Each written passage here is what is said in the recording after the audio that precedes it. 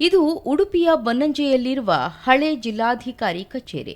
ಒಂದೊಮ್ಮೆ ಜಿಲ್ಲಾಧಿಕಾರಿ ಕಚೇರಿ, ತಹಶೀಲ್ದಾರ್ ಕಚೇರಿ ಸೇರಿ ಹಲವು ಸರ್ಕಾರಿ ಇಲಾಖೆಗಳು ಕಾರ್ಯನಿರ್ವಹಿಸುತ್ತಿದ್ದ ಈ ಕಟ್ಟಡ ಇಂದು ತನ್ನ ವೈಭವವನ್ನು ಕಳೆದುಕೊಂಡು ಶಿಥಿಲಾವಸ್ಥೆಗೆ ತಲುಪಿದೆ. ಹಲವು ವರ್ಷಗಳಿಂದ ನಿರ್ವಹಣೆ ಕಾಣದ ಈ ಕಟ್ಟಡದ ಗೇಟ್ಗಳು ಮುರಿದು ಬಿದ್ದಿವೆ. ಬಾಗಿಲು, ಕಿಟಕಿಗಳು ಹಾಳಾಗಿವೆ. ಕಟ್ಟಡದ ಹಲವೆಡೆ ಗೋಡೆಗಳು ಬಿರುಕು ಬಿಟ್ಟಿದ್ದು, ಒಳಭಾಗ ಸಂಪೂರ್ಣ ನಿರ್ಜನವಾಗಿದೆ. ನಿರ್ಲಕ್ಷ್ಯದ ಪರಿಣಾಮ ಈ ಪ್ರದೇಶ ಅನೈತಿಕ ಚಟುವಟಿಕೆಗಳಿಗೆ ಆಶ್ರಯ ತಾಣವಾಗುತ್ತಿದೆ ಎಂಬ ಆರೋಪ ಸಾರ್ವಜನಿಕರಿಂದ ಕೇಳಿಬರ್ತಾ ಇದೆ.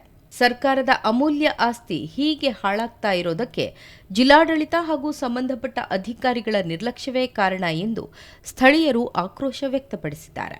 ಇದೇ ವೇಳೆ ಈ ಕಟ್ಟಡವನ್ನು ದುರಸ್ತಿ ಮಾಡಿ ಶಾಲಾ ಮಕ್ಕಳ ವಸತಿ ನಿಲಯವಾಗಿ, ಸಾರ್ವಜನಿಕ ಉಪಯೋಗದ ಕೇಂದ್ರವಾಗಿ ಅಥವಾ ಬಾಡಿಗೆ ಕಟ್ಟಡಗಳಲ್ಲಿ ಕಾರ್ಯನಿರ್ವಹಿಸುತ್ತಿರುವ ಸರ್ಕಾರಿ ಕಚೇರಿಗಳನ್ನು ಇಲ್ಲಿ ಸ್ಥಳಾಂತರಿಸಿ ಸದುಪಯೋಗ ಪಡಿಸಿಕೊಳ್ಳುವಂತೆ ಸ್ಥಳೀಯರು ಒತ್ತಾಯಿಸಿದ್ದಾರೆ.